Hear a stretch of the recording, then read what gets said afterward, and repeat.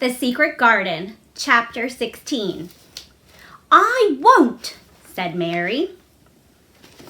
They found a great deal to do that morning, and Mary was late in returning to the house, and was also in such a hurry to get back to her work that she quite forgot to tell Colin until the last moment.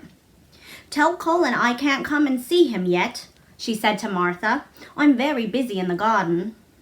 Martha looked rather frightened. "Miss Mary," she said, "it may put him all out of humor when I tell him that." But Mary was not afraid of him as other people were, and she was not a self-sacrificing person. "I can't stay," she answered. "Dickon's waiting for me." And she ran away. The afternoon was even lovelier and busier than the morning had been. Already nearly all the weeds were cleared out of the garden, and most of the roses and trees had been pruned or dug about. Dickon had brought a spade of his own, and he taught Mary how to use all her tools, so that by this time it was plain that though the lovely wild place was not likely to become a gardener's garden, it would be a wilderness of growing things before the springtime was over. "There'll be apple blossoms and cherry blossoms overhead," Dickon said, working away with all his might. "And there'll be peach and plum trees and bloom against the walls, and the grass'll be a carpet of flowers." The little fox and the rook were as happy and busy as they were, and the robin and his mate flew backward and forward like tiny streaks of lightning. Sometimes the rook flapped his black wings and soared away over the treetops in the park. Each time he came back and perched near Dickon and cawed several times as if he were relating his adventure, and Dickon talked to him just as he had talked to the robin. Once, when Dickon was so busy that he did not answer him at first, Soot flew onto his shoulders and gently tweaked his ear with his large beak. When Mary wanted to rest a little, Dickon sat down with her under a tree, and once he took out his pipe of his pocket, and he played the soft, strange little notes, and two squirrels appeared on the wall and looked and listened. "That's a good bit stronger than it was," Dickon said, looking at her as she was digging. "That's beginning to look a different, for sure." Mary was glowing with exercise and good spirits. "I'm getting fatter and fatter every day," she said quite exultantly. "Mrs. Medlock will have to get me some bigger dresses. Martha says my hair is growing thicker. It isn't so flat and stringy." The sun was beginning to set and sending a deep, gold-colored ray slanting under the trees when they parted. "It'll be fine tomorrow," said Dickon. "I'll be at work by sunrise." "So will I," said Mary. She ran back to the house as quickly as her feet would carry her. She wanted to tell Colin about Dickon's fox cub and the rook and about what the springtime had been doing. She felt sure he would like to hear. So it was not very pleasant when she opened the door of her room to see Martha standing, waiting for her with a doleful face. "What is the matter?" she asked. "What did Colin say when you told him I couldn't come?" Said Martha. "I wish they'd gone. He was nigh going in one of his tantrums. There he's been nice to do all afternoon to keep him quiet. He would watch the clock all the time." Mary's lips pinched themselves together. She was no more used to considering other people than Colin was, and she saw no reason why an ill-tempered boy should interfere with the things she liked best. She knew nothing about the pitifulness of people who had been ill and nervous and who did not know what they could do to control their tempers, and need not make other people ill and nervous too. When she had had a headache in India, she had done her best to see that everybody else also had a headache, or something quite as bad. And she felt she was quite right. But of course now she felt that Colin was quite wrong. He was not on his sofa when he went into his room. He was lying flat on his back in bed, and he did not turn his head toward her as she came in. This was a bad beginning, and Mary marched up to him with her stiff manner. "Why didn't you get up?" she said. "I did get up this morning when I thought you were coming," he answered, without looking at her. "I made them put me back in bed this afternoon. My back ached and my head ached and I was tired." "Why didn't you come?" "I was working in the garden with Dickon," said Mary.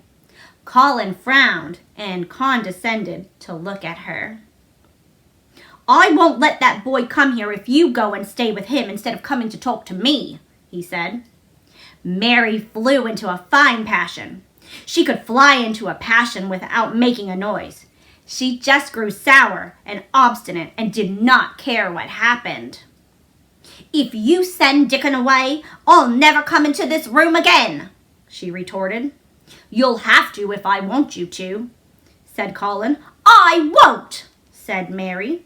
I'll make you, said Colin. They shall drag you in. Shall they, Mr. Rajah? Said Mary fiercely. They may drag me in, but they can't make me talk to you when I get here. I'll sit and clench my teeth, and I'll never tell you one thing. I won't even look at you. I'll stare at the floor. They were a nice, agreeable pair as they glared at each other. If they had been two little street boys, they would have sprung at each other and had a rough and tumble fight. As it was, they did the next thing to it. You are a selfish thing, cried Colin. What are you? Said Mary. Selfish people always say that. Anyone is selfish who doesn't do what they want. You're more selfish than I am. You're the most selfish boy I ever saw. I'm not, snapped Colin. I am not as selfish as your fine Dickon is. He keeps you playing in the dirt when he knows I am all by myself. He's selfish if you like. Mary's eyes flashed fire.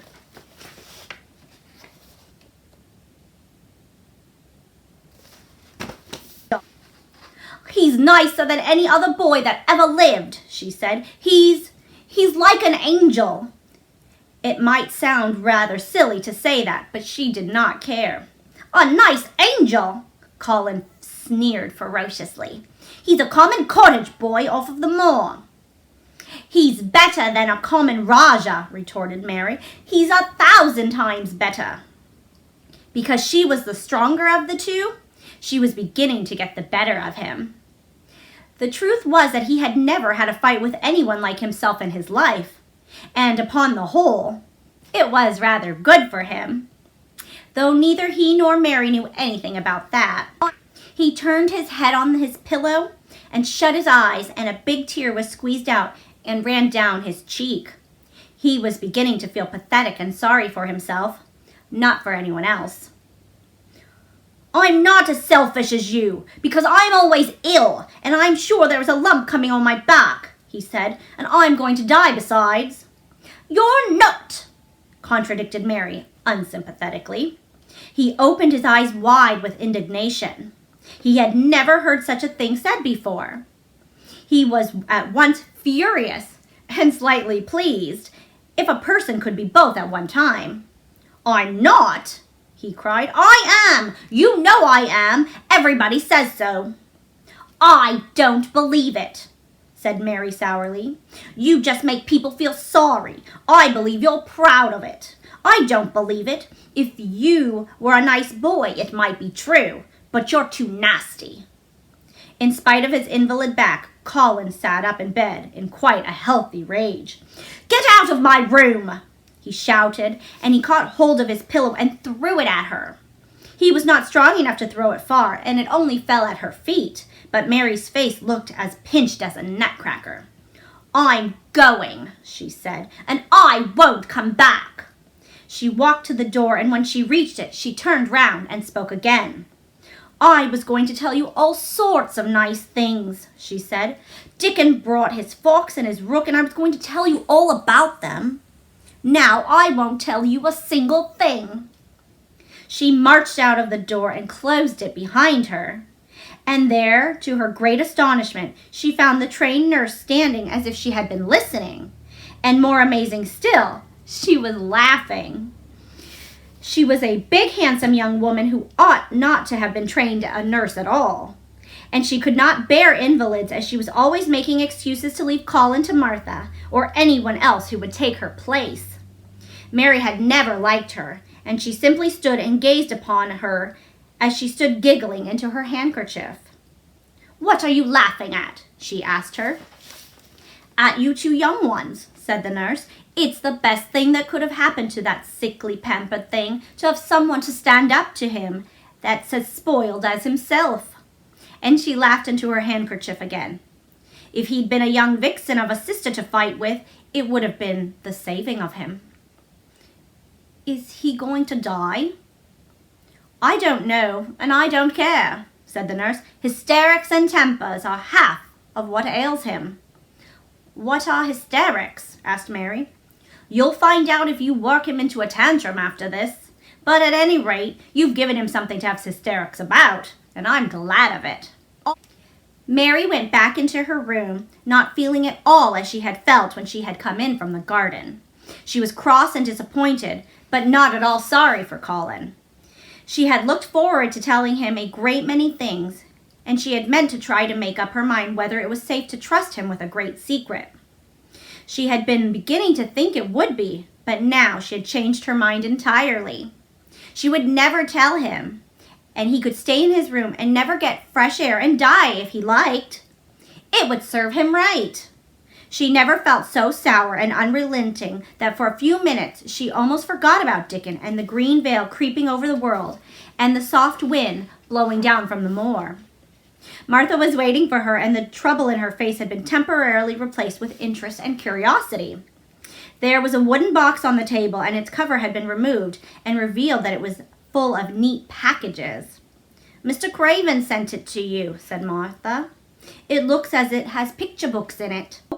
Mary remembered what he had asked her the day she had gone to his room. "Do you want anything? Dolls, toys, books?" She opened the package, wondering if he had sent a doll, and also wondering what she should do if he had.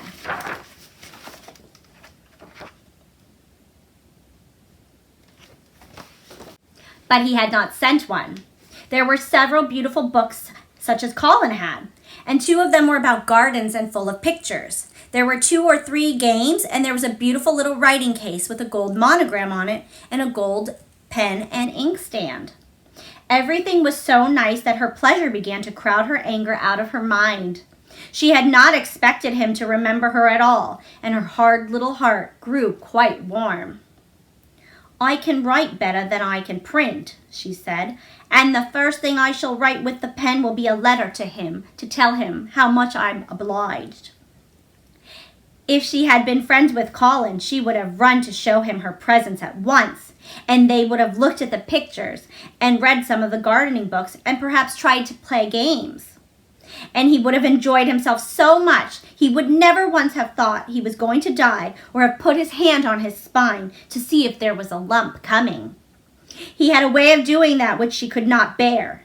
It gave her an uncomfortable, frightened feeling because he always looked so frightened himself. He said that if he felt even quite a little lump someday, he should begin to know that his hunch was growing. Something he heard Mrs. Medlock whispering to the nurse had given him the idea, and he thought it over in secret until it was quite firmly fixed in his mind.